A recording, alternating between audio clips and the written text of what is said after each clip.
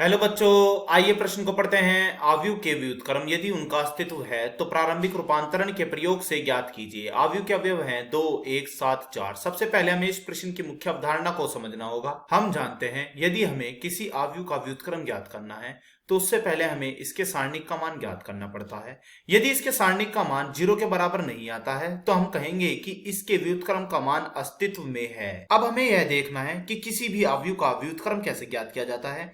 यह ज्ञात किया जाता है एक समीकरण के आधार पर। यह समीकरण है a बराबर आई ए। तो चलिए चलते हैं इस समीकरण के आधार पर किसी आव्यूह का व्युत्क्रम ज्ञात करने की ओर। तो जैसे कि मैंने कहा था कि व्युत्क्रम का मान ज्ञात करने से पहले सबसे पहले इसके सारणी का मान ज्ञात किया जाएगा। तो सारणी का मान कैसे ज्ञात किया जाएगा? यह आएगा 4 दूना 8 माइनस 7 एकम 7। तो कैसे लिखेंगे? 4 दूना 8 माइनस 7 एकम 7। 8 में से 7 गया तो यह आएगा हमारा 1। तो हम कह सकते हैं कि इसके व्युत्क्रम का मान अस्तित्व में है। क्यों? इसलिए अस्तित्व में है क्योंकि यहां पर हमारा इसके सारणिक का मान 0 के बराबर नहीं आया है। तो अब हम चलते हैं इसके व्युत्क्रम का मान ज्ञात करने की ओर। वह समीकरण क्या थी? वह समीकरण थी हमारे पास a बराबर आई ए। अब यहां पर हम क्या करते हैं, इस a के स्थान पर वह आव्यूह का मान रख देते हैं। तो वह आव्यूह क्या था हमारे पास? वह आव्यूह था हमारे पास 2, 1, 7, 4। तो लिख लेते हैं 2, 1, फिर 7, फिर 4। यह i के स्थान पर हम क्या रखते हैं? इकाई आव्यूह। वह कितना था? 1, 0, 0, 1। यह आव्यूह वह आव्यूह होता है जिसके विकर्ण में तो होता है 1, वह बाकी सभी अवयव इसके होते हैं हमारे 0। अब हम यहाँ क्या करते हैं? अब हम यहाँ पर R1 को बदलते हैं। किस तरह से? कि हम यहाँ पर 3 की गुणा R1 माइनस कर देते हैं R2। तो हमें बताइए क्या मिलेगा? यह हमें कुछ इस प्रकार मिलेगा कि 3 गुणा 2 यानी कि 3 की गुणा R1 में करनी थी, माइनस R2 यानी कि 7। अब यहाँ क्या आएगा? 3 की गुणा R1 में यानी कि 3 गुणा 1 माइनस R2 यानी कि 4। नीचे R2 को ऐसे उतार देते हैं क्योंकि हमने कोई बदलाव नहीं किया है। बराबर में अब हम लिखते हैं 1 है यहां पर हमारा, तो इसे कैसे लिखेंगे? 3 गुणा R1 और फिर माइनस 0। फिर ऐसे ही यहां पे 3 गुणा 0 और फिर माइनस 1। नीचे हमारे 0 और 1। अब हम 1 को ऐसे उतार देते हैं। इसे ठीक प्रकार से लिख लेते हैं। हमारा क्या आएगा? 3 दूना 6 और इसमें से 7 गया तो यह आया हमारा माइनस का 1। फिर ऐसे ही यह है 3 गुणा 1 यानी कि 3 माइनस 4 यानी कि यह भी आया हमारा माइनस का 1। फिर यहाँ क्या है? 7। यहाँ क्या है? 4। और बराबर में दूसरा वाला अवयव लिख लेते हैं। यहाँ है कितना है? 3 गुणा 1 यानी कि 3 एकम 3। इसमें से 0 गई तो बचा क्या? 3 ही। फिर क्या है? 3 गुणा 0 यानी कि 0 माइनस 1 यानी कि आया हमारा माइनस का 1। और नीचे क्या है? नीचे है 0 और 1। तो लिख देते हैं 0 और 1 और फिर a हमारा चल रहा है। अब हम क्या करते हैं? R2 में बदलाव करते हैं। किस तरह से? कि R2 जमा 7 R1। तो ये हमें क्या मिलेगा? लिख लेते हैं। R1 में कोई बदलाव नहीं तो यह ऐसे ही R2 यानी कि 7 जमा 7 R1 यानी कि माइनस का 1।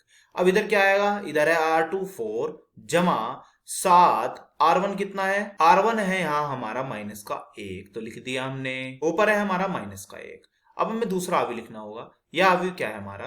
R2 में बदलाव किया है तो यह के किस तरह लिखा जाएगा? 0 जमा 7 R1 कितना है? 3। ऐसे इधर लिखेंगे 1 जमा 7 R1 कितना है? R1 है यहाँ हमारा माइनस का 1। ऊपर क्या है? 3 और इधर माइनस 1 और बाहर क्या चल रहा है? बाहर है हमारा 1। तो यह क्या आएगा? लिख लेते हैं माइनस का 1। 7 में से 7 यहाँ कट जाएंगे तो बचेगी 0।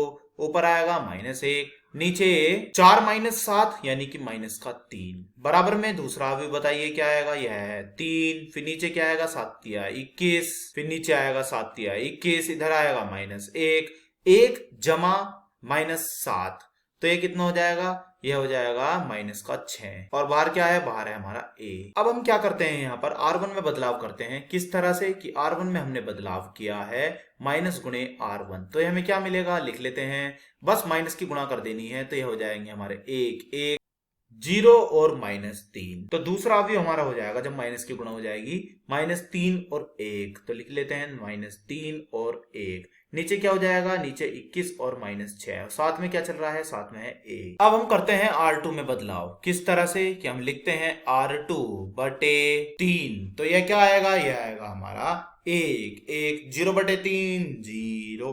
-3/3 यानी कि -1 बराबर में क्या चल रहा है, बराबर में हमारा -3 यहाँ 1। जब यहाँ मैं 21 को 3 से भाग दूंगा तो आएगा 7, और जब -6 को 3 से भाग तो आएगा -2। साथ में क्या है a। अब हम क्या करते हैं, R1 में बदलाव करते हैं। किस तरह से कि R1 जमा R2, तो बताइए क्या मिलेगा। तो ये हमें मिलेगा R1 में चेंज R1 जमा R2 यानी कि 1 जमा 0 1, फिर नीचे 0 चल रही है, 1 -1 नीचे क्या है -1, बराबर में लिखिए, बराबर में क्या आएगा -3 जमा 7, इधर क्या आएगा 1 -2, नीचे क्या है 7, फिर -2 और फिर है 1। अब इसे ठीक ढंग से लिख लीजिए, बताइए क्या मिलेगा, 1 नीचे 0, 1 में से 1 गई तो बचा 0, फिर है -1, बराबर में क्या है उसे लिख दो, -3 जमा 7 यानी कि 4, नीचे क्या है 7, यहाँ क्या आएगा -1, यहाँ क्या आएगा -2 और साथ में क्या है a। अब हम क्या करते हैं, अब हम फिर से R2 में बदलाव करते हैं। किस तरह से, इसकी गुणा कर देते हैं माइनस में, तो क्या मिलेगा, तो यह हमें कुछ इस प्रकार मिलेगा। समीकरण आएगी हमारी 1 0, नीचे क्या है 0, यहाँ पर गुणा हो जाएगी माइनस की, तो यह बन गया हमारा a। बराबर में बताइए, बराबर में क्या आएगा, बराबर में हमारे यहाँ पे 4, बराबर में हमारे पास 4, फिर है -1, नीचे आएगा हमारा यह है माइनस के साथ, फिर यह हो जाएगा 2 और साथ में क्या है a। तो हम देख रहे हैं हमारा क्या बन चुका है, हमारा बन चुका है इकाई आव्यूह। तो हम कह सकते हैं हमारे a के व्युत्क्रम का मान कितना आया, तो यह हमारा मान आया है 4 -1 -7 व 2। आशा करता हूं यह प्रश्न आपको समझ में आया होगा। धन्यवाद।